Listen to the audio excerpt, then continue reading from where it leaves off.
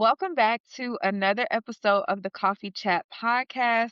Today's conversation is for the builders, it's for the protectors, it's for the translators between risk and mission impact. I'm sitting down today with someone who has over 18 years of experience in cybersecurity, is a CISSP certified solutions consultant, an Army Intel veteran, and the founder of Pre-Sales Advancement and Training Hub, aka PATH. Shaniqua, welcome to the Coffee Chat. Thank you for having me. When you say all that, I feel special. I appreciate it. I appreciate it. Yes, so impressive, girl. I was looking at your background and I was like, oh my gosh, she's amazing. We have to have her on. We have to spread this message. And of course, have an affinity for solutions consultants, but we're going to get into that in a second. But before, your certifications, before Federal Zero Trust conversations, you were an analyst in the Army Reserves. Let's just start Yeah. with how did this journey start and how did you go from serving the country to being in the technology industry? I think sometimes I'm a huge proponent of you got to figure out what's going to work for you and taking the steps to get there. So I was a reservist. After I came back from training, I got pregnant with my son. So I was 21. And I was like, I can't go back to the life I was living before as a bachelorette in my, one bedroom apartment in college. So I have to figure out a career, to help maintain all the things that I want, not only for me, but for him. And so being able to pivot from Intel analyst in the Army, using my clearance, using some of my networks, I was able to go into not serving, but working as a contractor at the Army SOC. So they have a security operations center here in Fort Belvoir, and using my clearance and, the skills that I have from the military, I was able to pivot that way and everything worked out from there on. So I didn't have a degree. So I think for a lot of people, it's kind of like, how did you do that? But yeah, I Mhm. didn't have a degree for about 10 years, the first 10 years of my career. So it was a lot of studying at night, taking Mhm. notes when I was shadowing people and figuring it out. But yeah, here I am. And it's crazy to think back 19 years ago, where I started. Right. So, what did federal cyber look like when you first started compared to what things look like today? Because I'm sure it Yeah. has. It's changed so much. Cybersecurity wasn't a thing. It was literally like network security or network intrusion is what they called it back then when you were like a SOC analyst.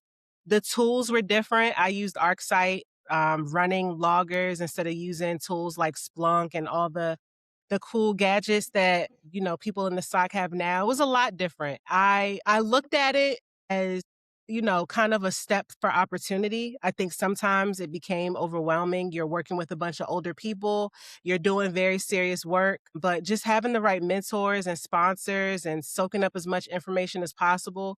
I think looking at it now, there are a lot of people, I don't know if they can handle it in the trenches back then, but the tools that we have now definitely make things a lot easier. So, was there ever a moment early in your career, right, where you thought, okay, cyber might not be for me? Maybe Oh I my need to. God.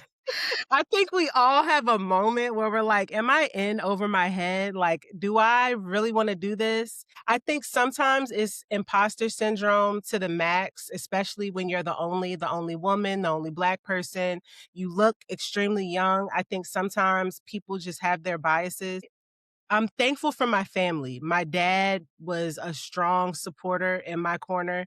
And he let me know from a kid, like anything you want to accomplish, you can do it. Like F those people, pretty much. So I think I kind of carried that message with me, throughout my career. That's amazing. We always need that supporter. We always need that cheerleader in our corner to just be like, girl, it don't matter what the world thinks. I think you are everything, right? Exactly. So, what did being in the Army Intel teach you about risk and decision making that still shows up in your career today? Yes, as an individual contributor, I think sometimes we feel like we don't have as much leverage as we do. The military shows you have to make decisions. You have to be decisive. Can't, sit in the gray area and wait for things to happen. You kind of have to, take the bull by the horns and make a decision whether it's right or wrong. Mhm. I am not a risk adverse person. I'm very much a follow my gut and Imma just do the thing. I joined the military and my parents had no idea. I literally told them the weekend that I was supposed to leave for training, 4th of July weekend, like, I joined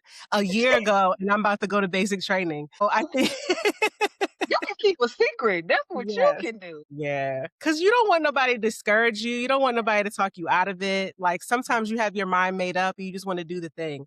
That's how I carry my career and my life, like, if I think something feels good, if even if nobody else is doing it, Imma try it and see what happens. Okay, that's good. Okay, I like that. Like I said, you can keep a secret. I like to know that. Okay, so I have been like talking to a few different cyber professionals, and I would be curious to know like what's one thing people really misunderstand about working for federal cybersecurity? I think the federal space, is very nuanced because at any time, a law or a mandate can come into effect, and all the priorities that you thought, were at the top of your list are now at the bottom of your list, and you kinda have to reprioritize. There are, like, Doge and Zero Trust and the AI compliance, like AI security in your tools. A lot of those things came out within the last year, whereas before then, there were a whole other list of priorities that we had. I think just being able to, number one, stay curious and understand what's going on with technology. But number two, like just being able to be aware of how federal is shaping and staying up to speed with that. Because there are some people who forget about that part and they're still operating from mandates 10 years ago. So just staying up to speed helps. Growth mindset is so important when you're in these types of roles and when you're in technology because like you said these compliances and all these different mandates and Yeah. technology certifications were not around 2 years ago when AI was not the buzz and the thing and all of these things were happening and now it's like okay we have to shift and we have to continue to grow with risk right Yeah. because that's what you're doing you're protecting the government so right now, I know that you're working across, say, as Prisma Cloud, Cortex. Those are not small architectures, right? So when an agency says we're implementing zero trust, what are they usually missing, right? I know you know the differences. Yeah. Customers come in and they think they want one thing, but really they need something different. So people, and I learned this in my CISSP training, people are the biggest threat to an organization, right? And so when customers come to me and they're like, I want to implement zero trust, where do I start? I want to do, I want to introduce this new product, where do I start? Start with your people. Make sure your people understand, how you want them to show up, how you want them to be authorized in your environment, understand compliance, understand what is going to look like for them to get trained up on the product because you can push the newest brand, spanking new product into the Zero trust. I guess I should have yeah. really unpacked So that part. Right? So when a company comes to yes. you and say they want to implement zero trust, what does that mean? Zero trust is making sure the individual that is supposed to be on your network is accessing the applications that they're supposed to be accessing. So it's basically making sure I am who I say I am. I am using the computer that I'm supposed to be using to access the apps in your environment that I'm supposed to be accessing, and that's it. Okay. So it's just making sure they can't go rogue and try to figure out everything else you have going on. With people being the weakest link, I think sometimes you just really have to make sure your people understand the rules and what they're supposed to be doing and, their due diligence and training up before you start trying to implement new architectures and products. Okay, so basically you're saying when companies come to you, they're saying we want zero trust, which means they want their technology or their applications or their laptops locked down so that Yep. their employees are the only people that are using Yep. their laptop.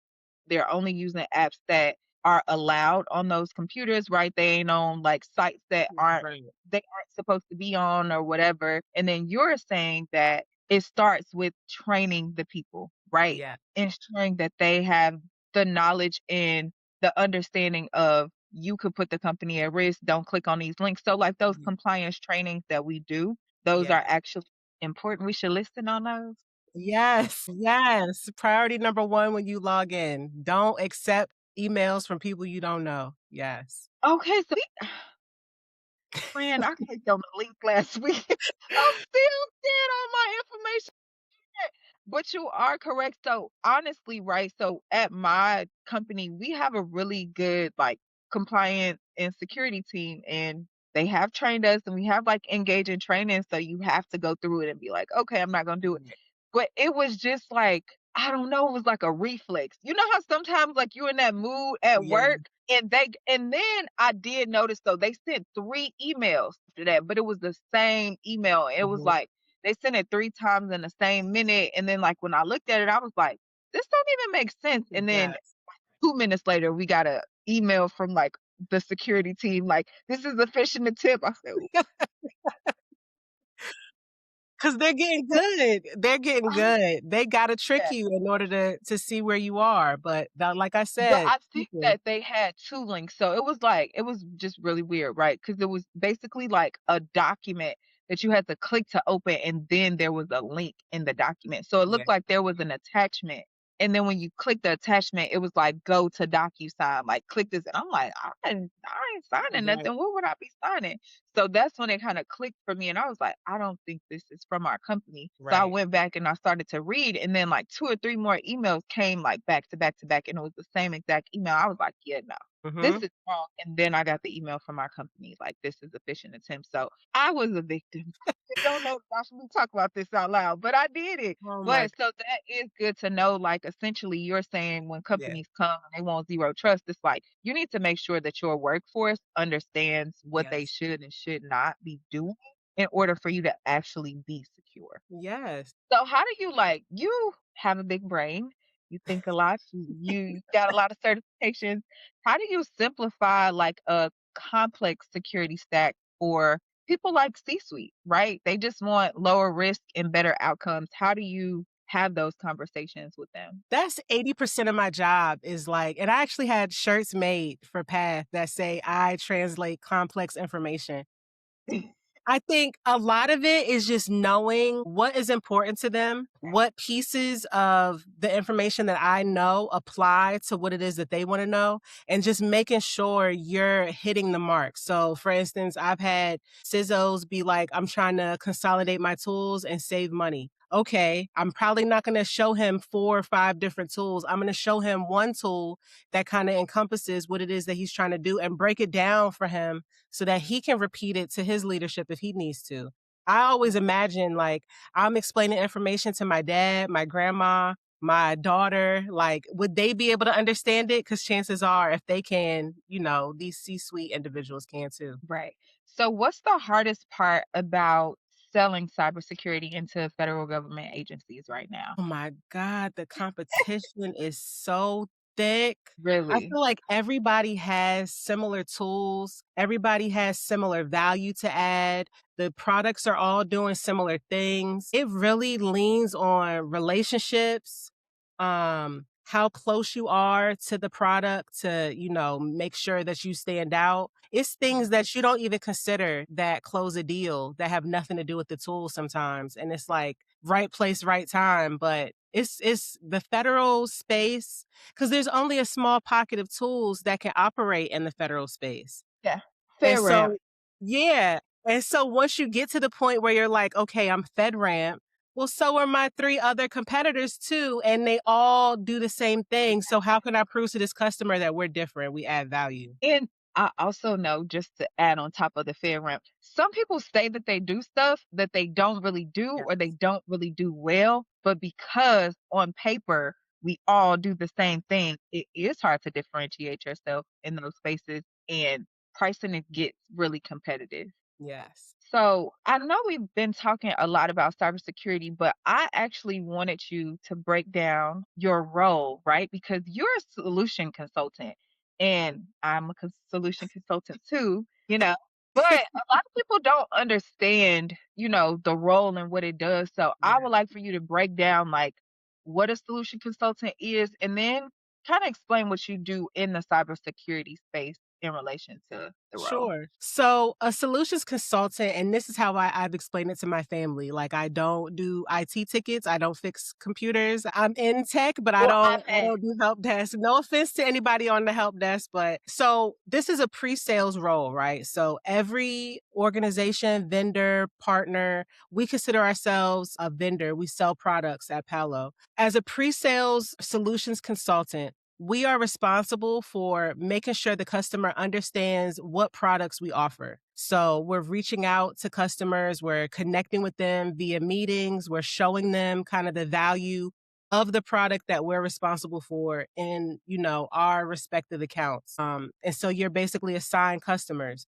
Through that, you're demonstrating the product to the customer, you're translating the value of the product to the customer, you're doing proof of concepts, proof of value, showing the customer what it would look like potentially in their own environment, with dummy data. This is how Mhm. you walk through. This is envision yourself almost in this product. But we're really there as the teacher slash trusted advisor slash, business consultant from the technical side for all of our customers. Like, let me help you, get past those pain points that you have and start building solutions with the product that we provide.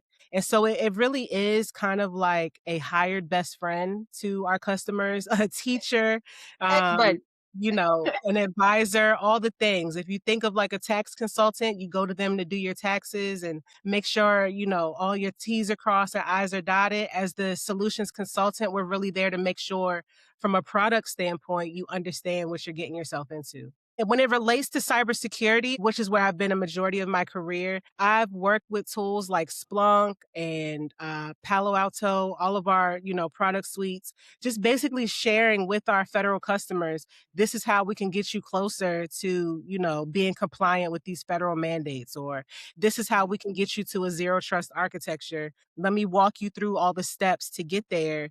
And then once we sell that deal, then it's handed off to my post sales counterparts where they make sure everything is deployed, everything is working as it should.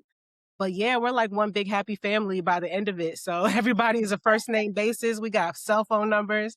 So right. it's really an ecosystem. I think sales is a lot more than what people think it is. Yeah, for sure. Because this was a role that I didn't know about prior to me getting in this role, and when I was applying for it, I still didn't know what it meant. I was like, Right, "Google Translate." There was no ChatGPT then, there was no right. translation, but even when we think about, like, solution consultants, you've been doing it for a while now. What separates an average solution consultant from a top tier one from, one that goes to President's Club? So as crazy as this sounds, it has less to do with product knowledge. I think it really is like emotional IQ, relationship building, all the soft skills. Like, do you know how to read the room? Do you have self-awareness? Like if the customer is not in the mood to talk about something, can you shut up and just let them vent? I think those are the things that build trust because people buy from people that they trust. So I always tell people, with the cohort that I have with Path, anybody can learn a product, anybody can learn a tool. It's really about who you are, how you show up for your customers. Are you genuine? Are you authentic? That kind of separates those long term opportunities from just quick wins and people forget about you the next day. So what do you feel like junior solution consultants or sales engineers, right? We got all kind of names. It Yeah. just depends on what company or what industry.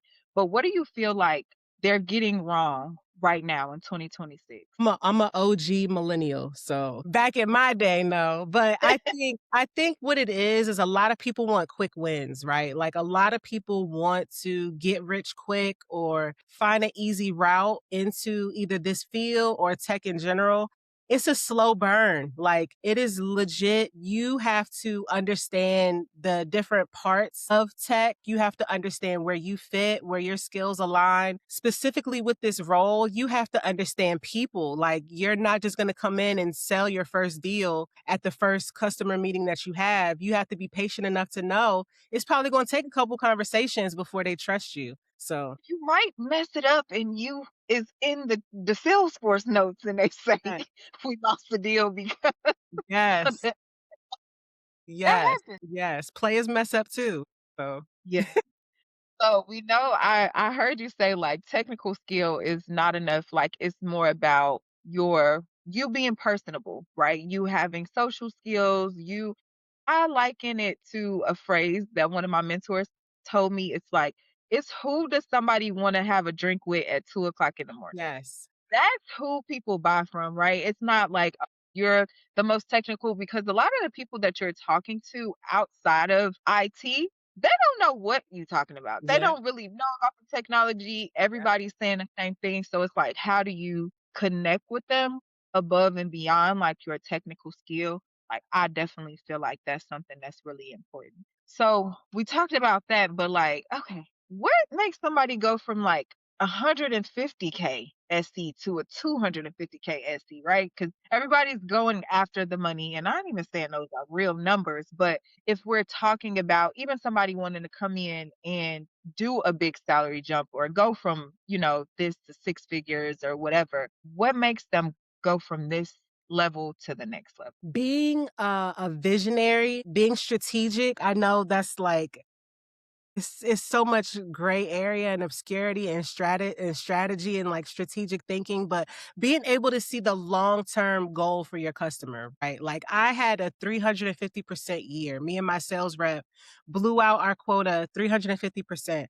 That wasn't because, and of course, timing has to do with it, like Yes, whether the for sure. customer has Yeah. funding, those are things outside of our control. But what we really did was like set up the customer for long-term wins. Like okay, this is the bigger picture that you want to achieve. Let's start slicing off little pieces of the pie so that you don't have to eat everything all at once. Like we can spoon feed it to you. And he liked that approach. Like Thank being you. able to not feel pressured, it's a natural sales process. I think that really takes you to the next level and can be like life changing for real, for being honest. Like that's generational wealth. Just going from a quick win. Let me just hurry up and get this PO off to this customer to really sitting back and thinking the customer has this long term goal.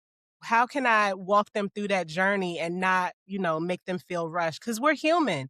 Like, you don't want to go to Nordstrom's or, anywhere and have a salesperson rushing you around to put your stuff in your shopping cart. Like, you want to slow roll it and figure out what works for you. Right. So it sounds like you're saying think beyond the right now for them, like create like a long-term path for your customer Yeah. because that's also an upsell opportunity as well, Yes. right? Like it's a way for you to say like, I think you should buy this bundle Right. instead of this bundle because this is a long-term path and then might not need it right now, but in 2 months or 6 months, based on your plan, this is what you would need. And then you could show that to them, right? So what do you feel like is more important, discovery or demo? I could do without a demo. You could throw the demo in the trash. You could toss it Right. like it's to toss the baby. You you don't need you need a demo, but you need discovery. Discovery is where it's like dating. Discovery is where you're learning what the customer needs, you're understanding, what their pain points are, what their motivations are. Are they trying to get a promotion? Are they trying to level up the organization before they retire? What competitors of yours do they hate? What tools are they happy with? Mhm. Discovery tells you everything. You can talk through and have conversations around value and your product. The demo is more like show and tell, but discovery, like, let me in your heart, Mr. Customer. Like, let me understand what you're thinking. So Yeah, it's like where you get to like get all the tea, like you get yeah, all their dirty secrets because of course when you first meet, right? Everybody presents as like perfect. It's like, yeah, we need your software, but our business is great and like you have to prove yourself to me. But when you get in the discovery session and you start to ask those questions and start peeling back the onion, that's when they get vulnerable. That's yeah, when they're like, well, this really don't work and this don't work. But yeah, then you get to understand them. And I think that honestly, flattery is always it always works in sales, right? right, You always want to like flatter them, but also like big them up for the things that they're doing well, but also reassure them like you might have these issues today, but we can solve for those issues with our products. So I do think that the discovery, if I would have said discovery, but you are right. I feel like discovery is where you kind of like be like, I'm here for you. right. I'm ear. Tell me all your secrets. I can help you. Yeah, that's discovery does it if it's Yeah. done So right. If it's done right. Right, because I also feel like, even just from my experience, sometimes it can feel like badgering, and it Yes, can make them feel insecure or uncomfortable if you come out the gate and you're asking them directly about their pain points yeah, versus like those subtle questions like, "So what platforms are y'all using? Like, what have y'all done in the past?" versus like, "What's not working?" right. When you ask that, they kinda get defensive and they're like, Yep. "Well, what do your product do? What you trying to say?" Yeah. But that also leaves me, because we kind of talked about this, right? But like technical credibility, what does that really look like in a room full of executives who, Yeah. again, might not know nothing about technology? What does that look like in those conversations? Of course, as a woman, people already wanna test you, they wanna test your gangs to see how much you know. I come into every conversation prepared. If I don't feel prepared, I'm probably not gonna take the call. Okay. But just being as knowledgeable as possible so that you feel like you're answering questions before they even ask them. Like, Okay. I'm explaining things to them, and based on what my past customers ask, I'm gonna be like, "And I know that this is a common question. Let me go ahead and explain this to you too."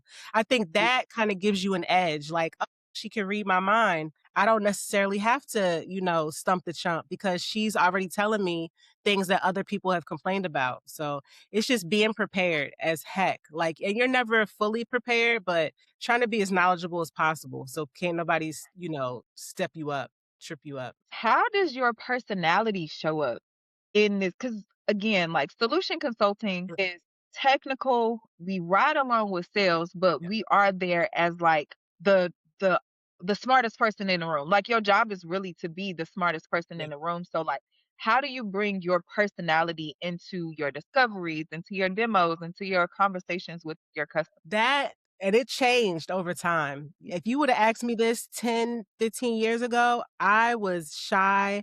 I was very like, "Oh my god, I don't wanna say the wrong thing," overthinking, but it comes across as insecure, it comes across as not knowledgeable.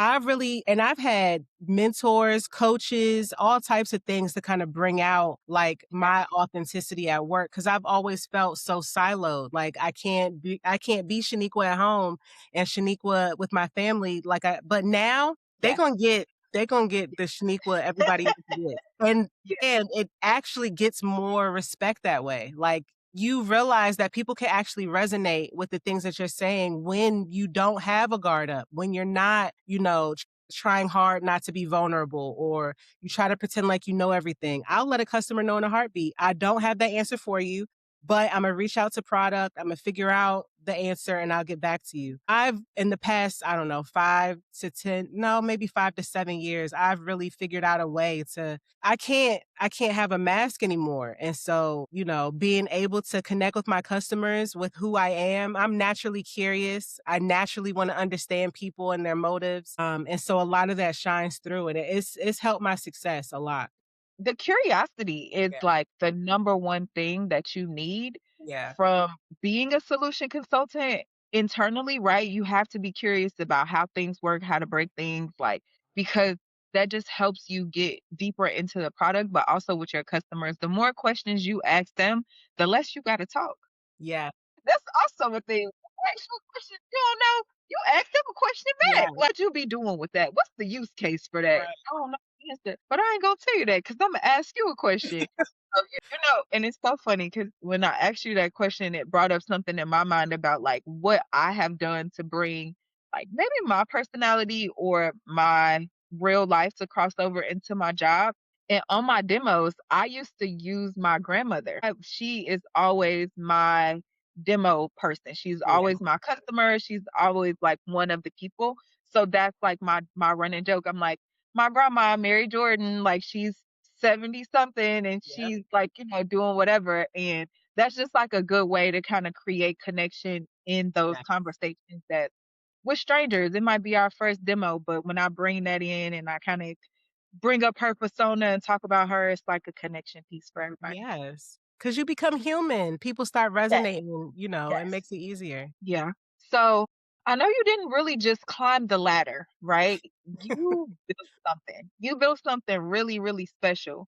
So I want to dive into path and what made you start pre-sales advancement and training hub. Oh, man. And it's crazy because it in the past year, it's ballooned into a whole 'nother beast, but I've really started Path because I was mentoring at Palo. There were a lot of people that were coming into Palo and becoming solutions architects on my team that maybe didn't have a sales background, came from consulting, came from being super technical, and, like, had customer meetings and were just, how do I resonate with the customer? How do I gain trust? Like all the soft skills. And so after a while, my mentor was like, there's people outside of Palo that need help. Like there's people outside of this little pocket of the world that want to understand the same things. Because when I first became a sales engineer, there was nothing. I literally was trial and error, dying at the cross because I had no idea. So Path really started from just wanting to build a community of people where people can come and be vulnerable, ask questions about the field, figure out ways that they can kind of transition into it. Or if they were already a sales engineer, what can I do to upskill? And Mm. here we are now, 3 years later. We're in the middle of our third cohort.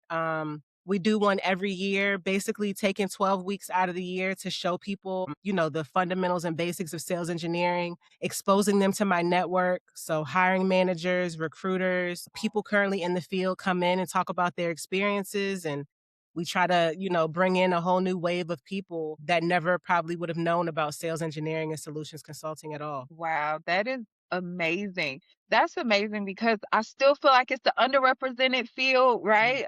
A lot of people still don't know about solution consulting, and it's an amazing opportunity. It's a Yeah. great place to be in an organization. I always tell people, get on the side with sales, Yeah. child. They treat you the best on the sales side.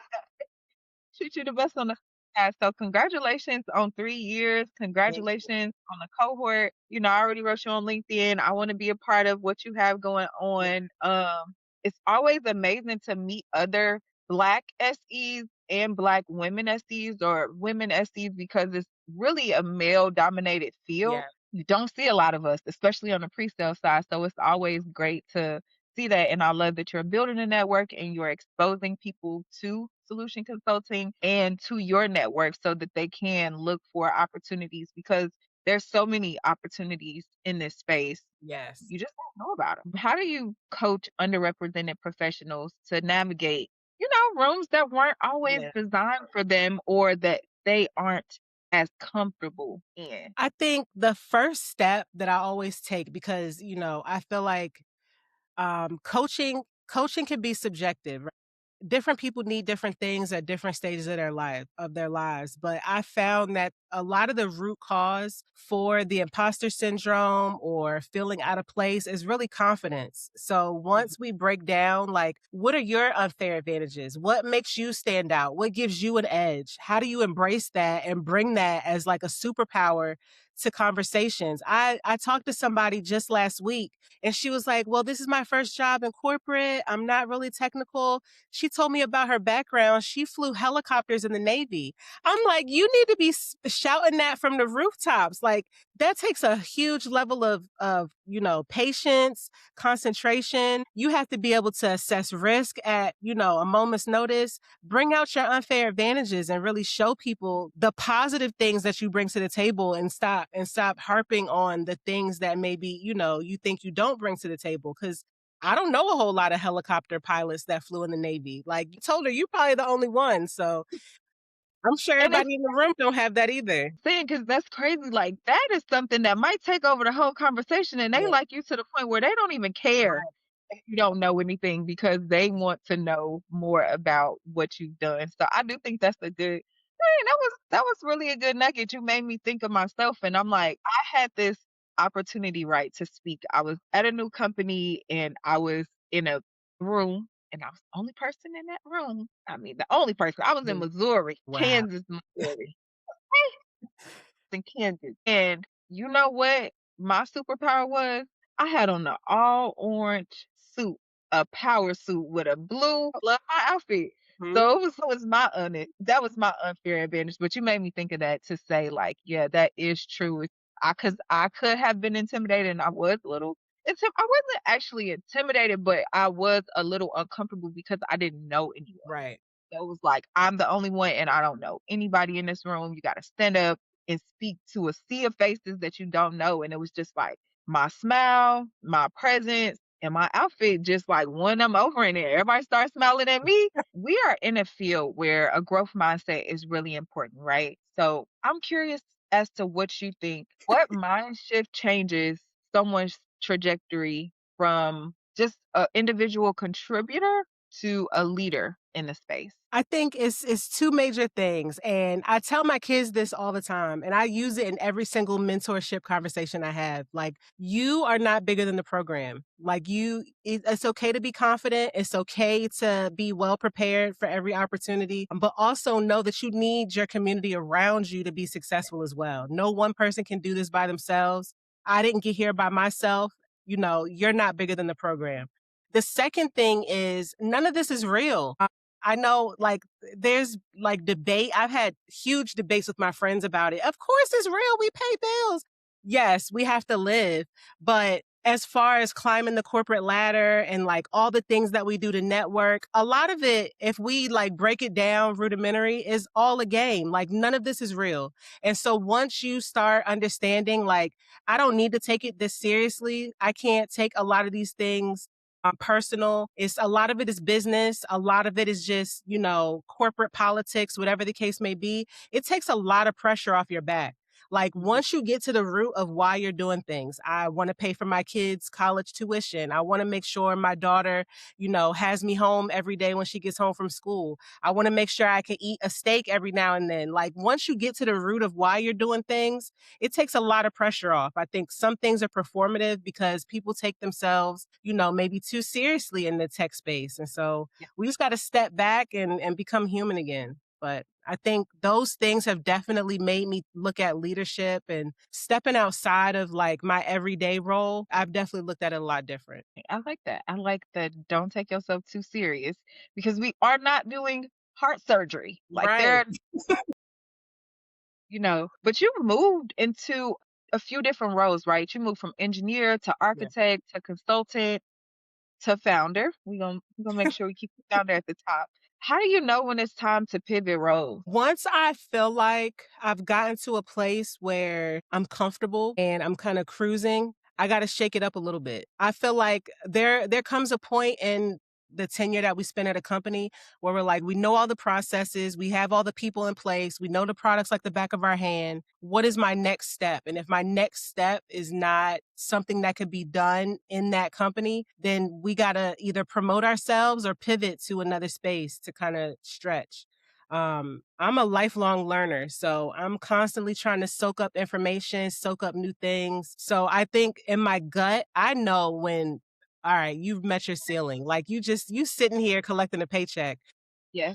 when you kind of got to move to the next step. Okay, that's cool. That's good to know, right? You know you ain't being complacent. Ain't no Right. complacency around you. So I also have seen, right, because we're friends on LinkedIn, and I see that LinkedIn has played a role in your career, right? Yeah. So how intentional are you about your professional brand that you're building right now? That is a good question. I break my social media up. I'm not gonna lie, because Threads Shaniqua is not LinkedIn Shaniqua, is not Instagram Shaniqua. I I like love threads. it. Threads is top tier. But I think LinkedIn too, there has to be a level of vulnerability because I never want to come across like I'm just this perfect professional. I've realized and I'm like super aware that there are people that are trying to get to where I am and they want to understand the real path. I'm very open about not having a degree for, the first 10 years, not having a traditional way into sales engineering, the troubles that I face. And so I try to be vulnerable, but I also have to be respectful. Like, my boss is on here or the CEO of my company is on here. So trying to tailor it down. But yeah, Instagram and threads. I'm not too good on TikTok and X. I'm a little behind, but Yeah. definitely with those, I just try to make sure, I'm as vulnerable and authentic as I can be. Love that. I love that. So what advice would you give someone trying to move from SOC to pre-sales? Start building your leadership, authority brand in your current role. I always tell people don't pivot until you feel like you've practiced all the things that you're pivoting to in your current role. So speak to, stakeholders for the SOC. Speak to your leadership. Let them know you're interested in taking on more responsibility. And then once you start having more visibility, being customer facing, talking about the value of what you provide, then you're ready to pivot over and kind of translate that experience. Okay, so what advice would you give someone that's moving from consulting to vendor? I did it, and it's a lot easier of a transition than people think it is because you're already selling the product, right? You're already selling it. You're already explaining to customers how to use it. You're just getting paid a lot less. It takes the right network. It's less about being prepared for that C role when you're a consultant. It's more about who in your network can, put in a referral or let you know when there's an opening, for the vendor that you've been using for 10, 15 years. Okay, and then that's another thing that I want to double click into, right? So for solution consulting, are those only jobs that are at tech companies? Are they at like all companies? Where can people look for these roles? Every industry needs pre-sales roles. So pre-sales meaning sales engineer, solutions consulting, sales consulting, all the things, every industry. Energy providers, cable providers. I know somebody that works at a transportation organization where they put the GPS in the trucks and they have to sell that technology. There's a space for pre-sales everywhere. And it literally every organization has to have a sales org. That's good to know. Okay, but I still have another question about, this or that. So, what advice would you give to someone who's breaking into federal tech that was trying to break into that industry? Be willing to start at the bottom. Listen, you are not making 150.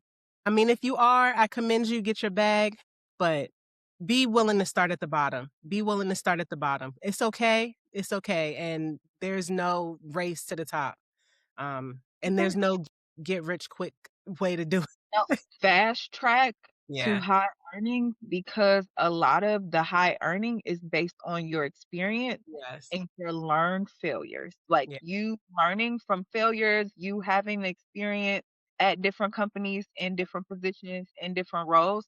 That is one thing that I would say about solution consulting. Like it is based off of the grind that Yeah. you've done and it is rewarding for sure at every level. But if you want to continue to climb and you want to get to a certain place, it's going to take a lot of studying. It's going to take a lot of customer interactions. It's going to take a lot of flights, a lot of long nights, and a lot of hard days. Yes. Yes. All right. So let's get into our lightning round. So these are going to be fun and fast. Okay. And I want you to keep it tight and fast. Right. So my first question is the hardest demo you've ever done. A customer that hated the product when I walked in. Like he knew the competitor's product and hated us. So that was tough. It was painful, but we won. We won at the end. Good, good. Okay. Security buzzword that you are just tired of right now. AI, vibe coding.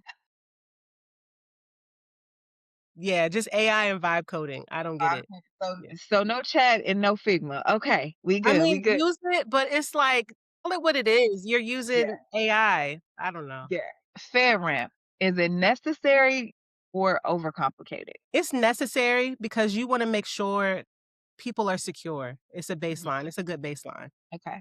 What's a book that has shaped your leadership? Leaders Eat Last by Simon Sinek. I scream it from the rooftops. I've gifted copies of this book to people. Leaders Eat Last. I'm an Army vet, so that's, a part of the Army way. But yes, Leaders Eat Last. I love it. Okay, last question. One thing you wish you knew at 25. Oh my gosh. This on the personal side. Okay. Don't rush into marriage because your marriage can dictate your career, your mindset, your goals, like who you decide to marry. It precedes a It lot. impacts. Yes. Impact. So take your time. At 25, you don't need to be getting married, in my opinion. Yeah, take your time. Take your time. Good. Say yourself, girl, you need to do that. But we here. We make it. No, we thriving. We married Yes. again. We married again. Yeah.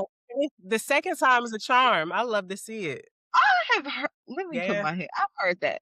Okay, so my last two questions for you. If someone listening wants to build a serious career in cybersecurity or pre-sales, what's one action they should take this week? Figure out what specific sector in tech or cybersecurity you want to focus on. Don't go into it with the generalist mindset. Really understand what your focus is. Okay, that's a good one. I think that's a really good because this the lane is so vast and it's so Yeah, wide. And one other thing, I'm gonna say this every time someone brings this up. Look at what you already do in the technology you already use and go from there. yeah, Don't feel like you have to start net new. yep, Like you said, there is cyber security and there is pre-sales single industry. So you don't always have to switch industries. You can look at companies for the technology that you use every day at work. yep, yep. All right. So last question for you. Where can people connect with you and learn more about Path? LinkedIn, Instagram,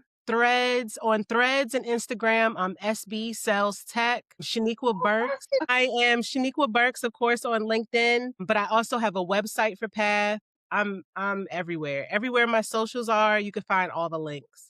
All right, y'all. So today's episode, this was a good one. It was a masterclass in technical authority, intentional growth, and building legacy beyond the title. If this conversation challenged you, share it.